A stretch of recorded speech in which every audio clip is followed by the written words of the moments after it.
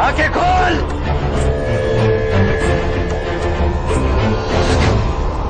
कौन हो तुम? लौकिक जगत में मुझे मारा कहते हैं, पर मैं तेरा ही रूप हूं। मैं भावनाएं हूं, पर तेरी। मन जो विनाशी, उसके आगे मैं उस अलौकिक जगत में जा रहा हूं जो अविनाशी। अब तो उस अलौकिक जगत में नहीं जा सकता। तेरे तप की सीमा आ गई है, और अब उसके आगे तुम मुझे बांध नहीं पाओगे। मैं तुमसे मुक्त हो जाऊं। पर मुझसे विमुख हो क्या नहीं? काम, क्रोध, मद, लोभ, माया, ये मेरे अस्त्र हैं। पहले मुझसे युद्ध कर। नहीं, युद्ध से भावनाएं प्रबल होती हैं, और फिर से यही भावनाएं इसी माया चक्र में फंसाती हैं। मैं इसी कर्म चक्र से परे जा रहा हूं, असंभव। जहां किसी काम का स्पर्श ना हो, जहां कोई माया उलझा ना सके, जहां कोई मोह बांध ना सके, जहां क्रोध जला ना सके। कामना, इच्छा, वासना, ये मेरी पुत्रियां हैं।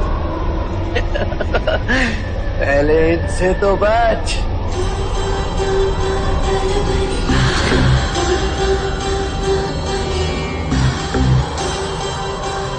मैं कामना हूँ, मेरे स्पर्श में जीवन है। मैं वासना हूँ, मेरे फल में वो अनुभव है जिसके लिए मनुष्य तरसता है। मैं इच्छा हूँ, जीवन के समस्त सुखों का रस है मेरी मदिरा।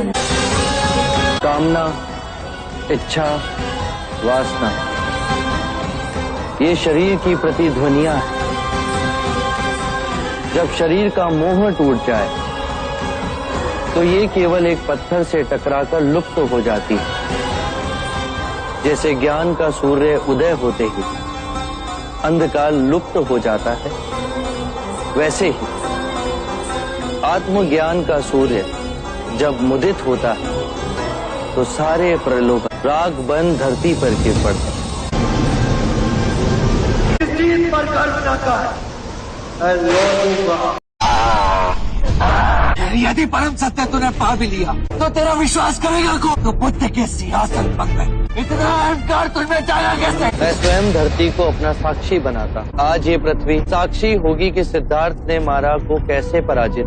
दो विपरीत विचारधाराओं के बीच स्थिर हो सकते हैं, अंतर में और बाहर, सुख और दुख एक ही सिक्के के दो रूप।